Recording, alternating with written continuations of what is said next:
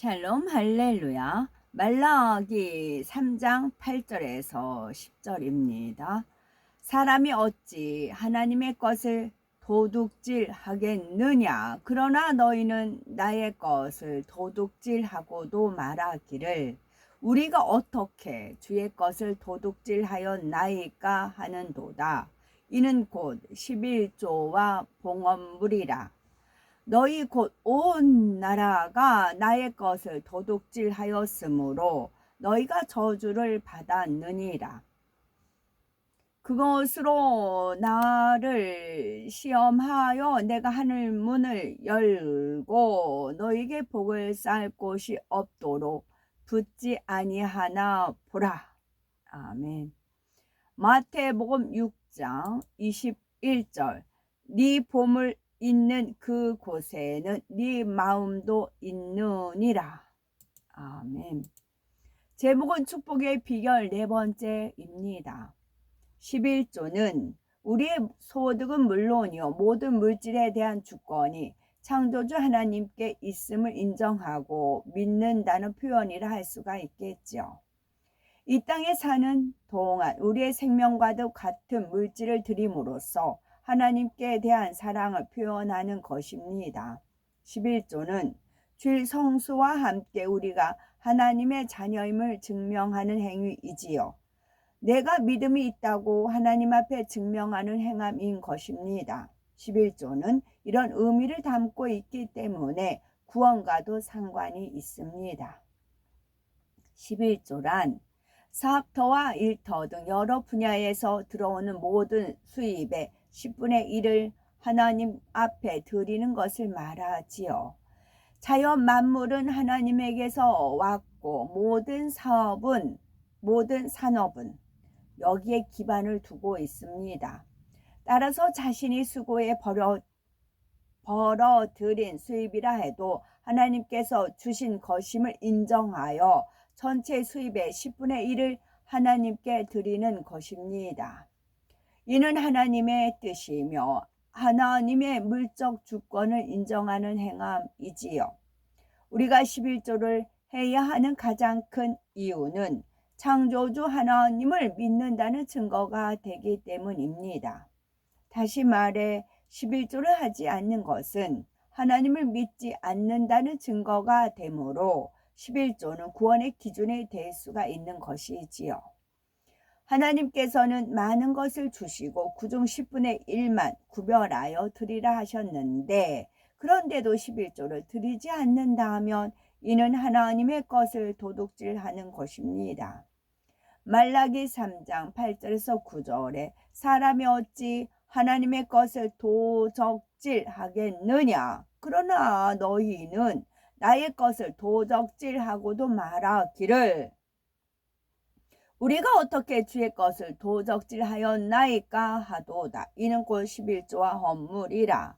너희 곧 온 나라가 나의 것을 도적질하였으므로 너희가 저주를 받았느니라 말씀합니다.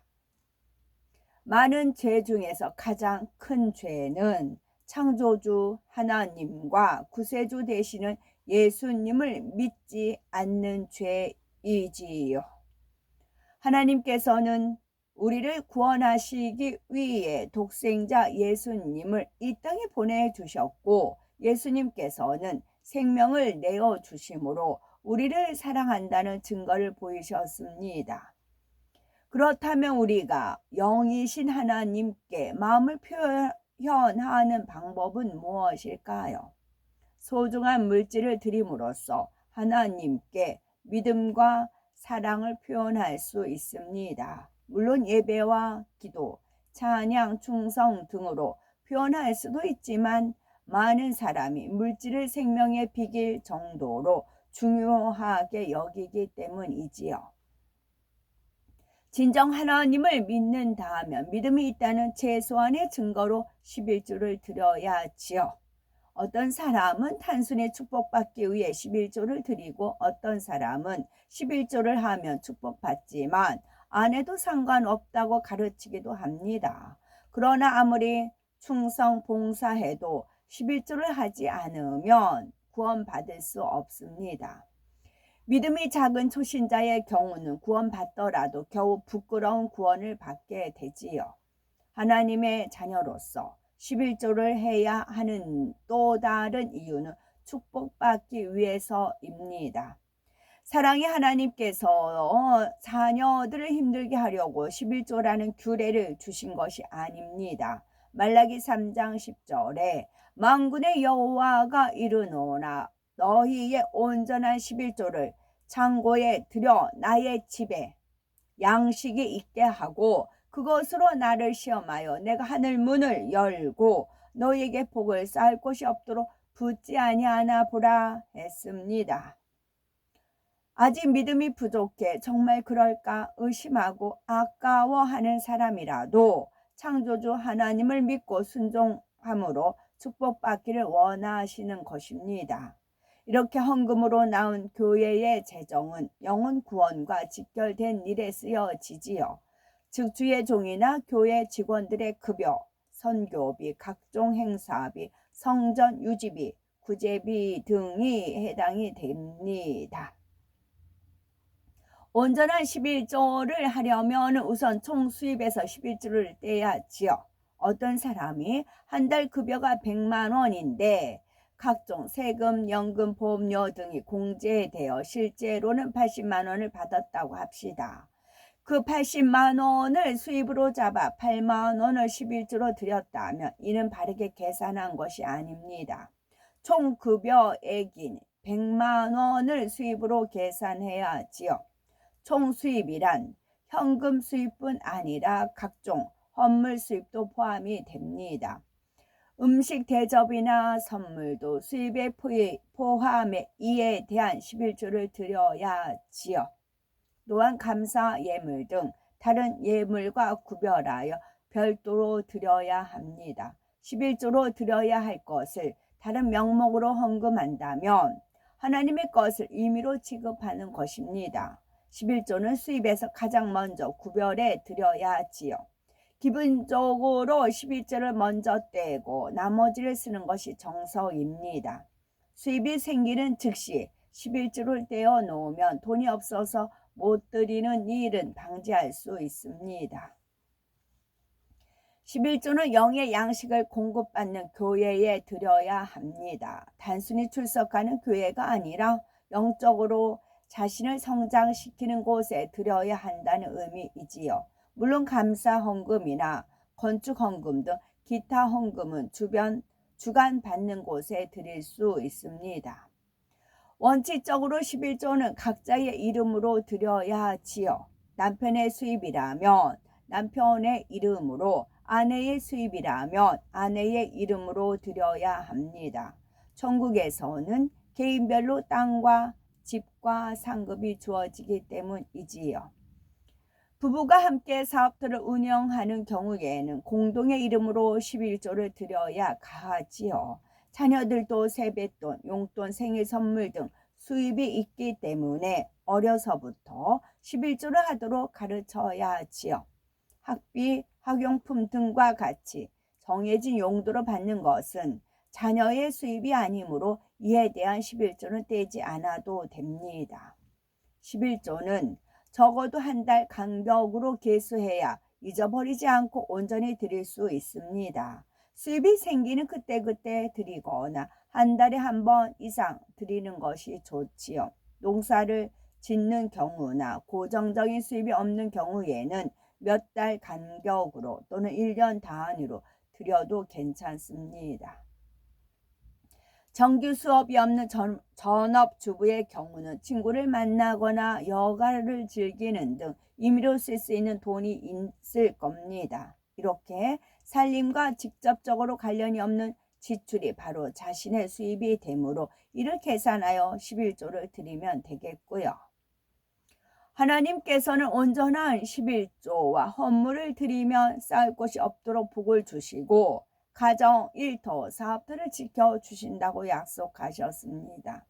헌물이란 11조 외에 하나님 앞에 드리는 모든 예물을 말합니다.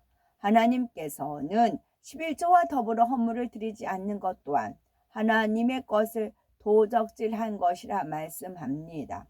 이는 곧 참 믿음이 없다는 증거가 되기 때문이지요.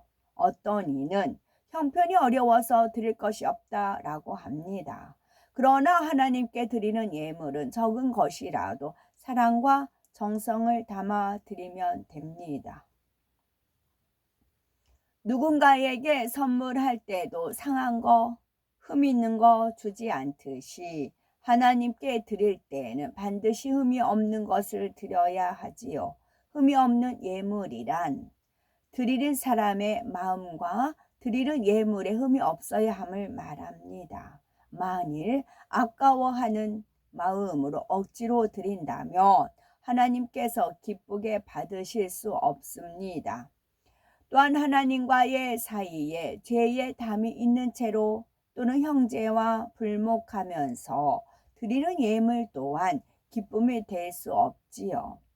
그러므로 하나님 앞에 죄나 허물이 있다면 회개하고 돌이켜 담을 헐고 나서 이웃 간에 화평을 이룬 다음에 예물을 드려야 합니다. 또 마음만이 아니라 실제 예물에도 흠이 없어야 하지요.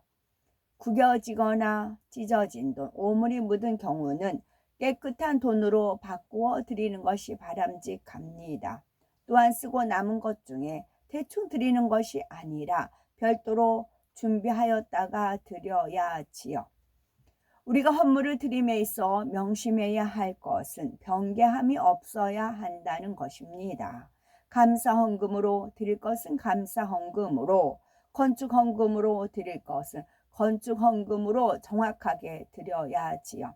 예를 들어 건축헌금을 작정했다가 임의로 구제나 찬조로 바꾸는 것은 합당하지 않습니다. 그럴 경우 건축헌금을 여전히 드리지 않는 것이 되겠지요. 헌물은 반드시 단에 올려 안수받아야 합니다. 예배 시간에 드린 헌금에 주의 종이 기도함으로써 하나님의 것으로 구별하여 인쳐야 하나님께서 받으시고 드린 손길에 온전한 축복을 주십니다. 11조를 하지 않은 사람들이 아래 음부에서 받는 형벌.